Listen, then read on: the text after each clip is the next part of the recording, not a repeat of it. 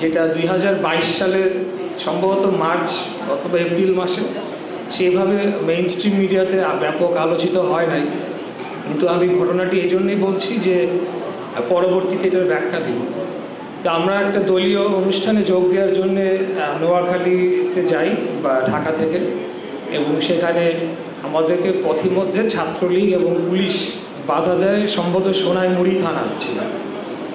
সোনাইমুড়ি থানা, সেখানে আমাদের সাথে আপনাদের নোয়াখালী জেলার সাবেক মন্ত্রী, সামনে সংসদ ক্যান্ডিডেট আমাদের জনাব বরকতুল্লাহ মুল্লুক সাহেব, ওনার ছেলেও আমাদের সাথে উপস্থিত ছিলেন, আক্রান্ত ছিলেন, আরও অনেকে ছিলেন। তো আমরা তখন যখন ব্যারিকেড দেয়, অনেক সিনিয়র নেতৃবৃন্দ আমাদের সামনে ছিলেন বহরের বা ওই অনুষ্ঠানে যোগ দেওয়ার জন্য, অনেকে ফেরত চলে যাচ্ছিলেন। তো সেই সময় আমরা একটা তাৎক্ষণিক সিদ্ধান্ত নিই যে আমরা এটা প্রতিরোধ করব, আমরা যাব। আমরা গিয়েছি। আমরা সেই সোনাইমুড়ি থানার পুলিশের সাথে, তারা প্রত্যেকে অস্ত্র হাতে সেখানে অবস্থান নিয়েছিলেন এবং ছাত্রলীগের সন্ত্রাসীরা তারা আমাদেরকে আক্রমণও করেছিলেন। কিন্তু আমরা যখন অগ্রসর হই, একটা পর্যায়ে গিয়ে শুধু আমাদের যারা ছাত্রদলের বা আমাদের সংগঠনের নেতাকর্মী না, আশেপাশের গ্রামবাসীরাও নেমে চলে আসে এবং সেখানে থানার সামনে তাদের মোটর সাইকেল পুড়িয়ে দেওয়া দিয়ে ভাঙচুর হয় এবং আমরা অগ্রসর হই এবং শেষ মুহূর্তে আমরা প্রোগ্রামটিতে যাই।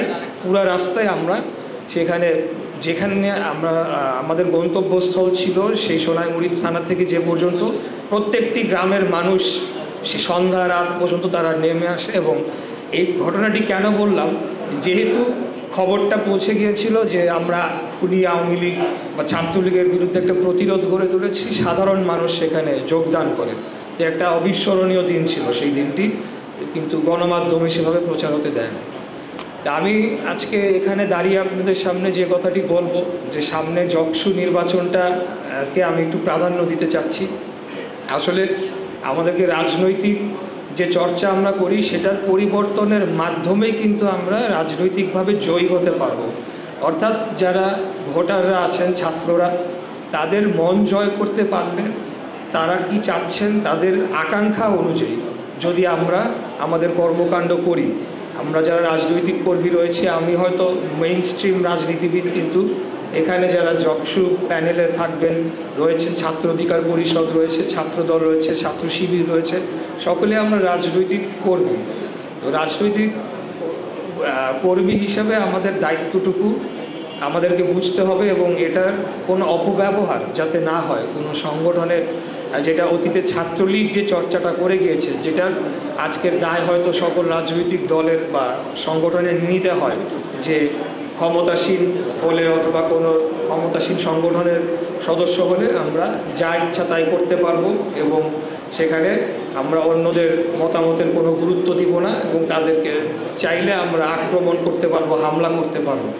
এখানে একটা অত্যন্ত আলোচিত একজন ব্যক্তি আমাদের মাঝে আছেন, খাদিজাতুল কোবরা। পুরা পৃথিবীতে এই বিষয়টি আলোচিত হয়েছিল এবং তিনি এই প্যানেলের একজন আমাদের প্রার্থী। এটার জন্য আমি বলবো যে এই প্যানেলের যারা সাজিয়েছেন, আমাদের সাদা দলের প্রফেসর সাহেব স্যার সহ অন্যান্য যারা, তাদেরকে আন্তরিকভাবে ধন্যবাদ জানাবো যে এই যে নির্যাতিত ব্যক্তিরা, তারা যে এখানে আমরা অনেকেই নির্যাতিত, আমরা একজন আরেকজনের থেকে কম বেশি হয়তো বা এইভাবে তুলনা করা ঠিক হবে না, অনেকেই যার যার জায়গা থেকে নির্যাতিত হয়েছেন। এই জিনিসটা যাতে আর কোনোদিন ফেরত না আসে।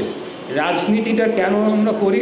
জনগণের স্বার্থে, জনগণের কল্যাণে। It's like a social work, সামাজিক।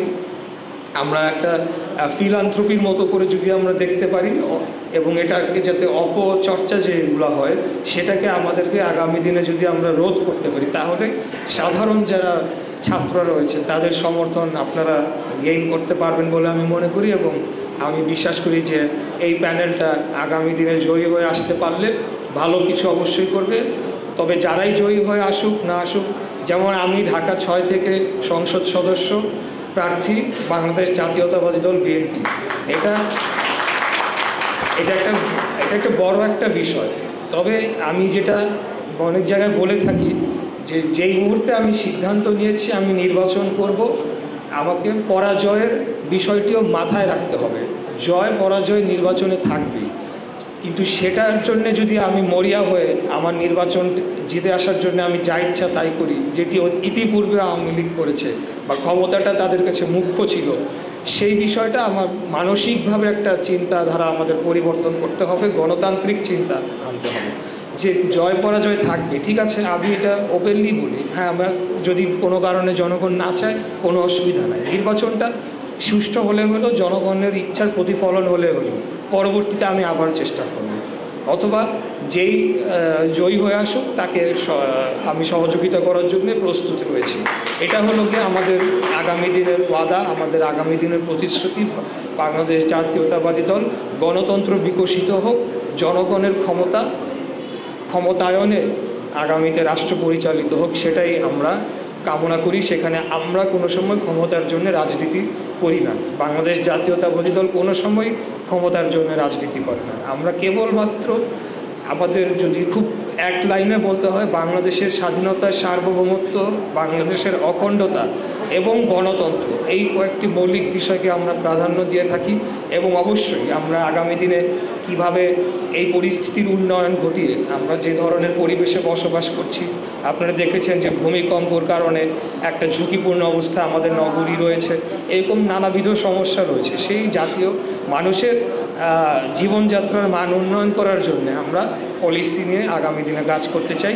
সেখানে আমাদের দাবি দেওয়া নিয়ে বা আমাদের ম্যানিফেস্টো এতে নিয়ে আমরা জনগণের কাছে যাব, অন্যান্য দলও যাবে, জনগণ যাকে ভোট দিয়ে ক্ষমতায় নিয়ে আসবে, কিন্তু সকলে মিলে বাংলাদেশ প্রশ্নে আমরা এক থাকবো, এইটাই হলো আমাদের প্রতিশ্রুতি, এটাই আমাদের ওয়াদা।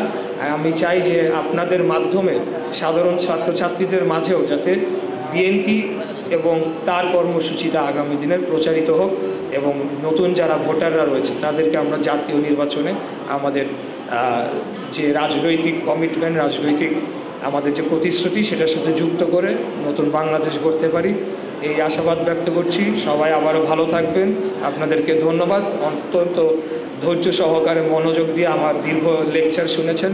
আমি জানি আপনারা লেকচার শুনতে শুনতে অনেক সময় বিরক্ত হয়ে যান। আমি লেকচার দিতে আসি নাই, আমি অত জ্ঞানী ব্যক্তি না। আমি শুধু এতটুকু বলতে চাই, যে কাজটা আমরা করতে পারবো সে কাজটাই আমরা করব, স্বচ্ছ থাকবো, আমাদের স্বচ্ছ ইন্টেনশন নিয়ে আমরা কাজ করে যাব। সবাই ভালো থাকবেন। আসসালামু আলাইকুম।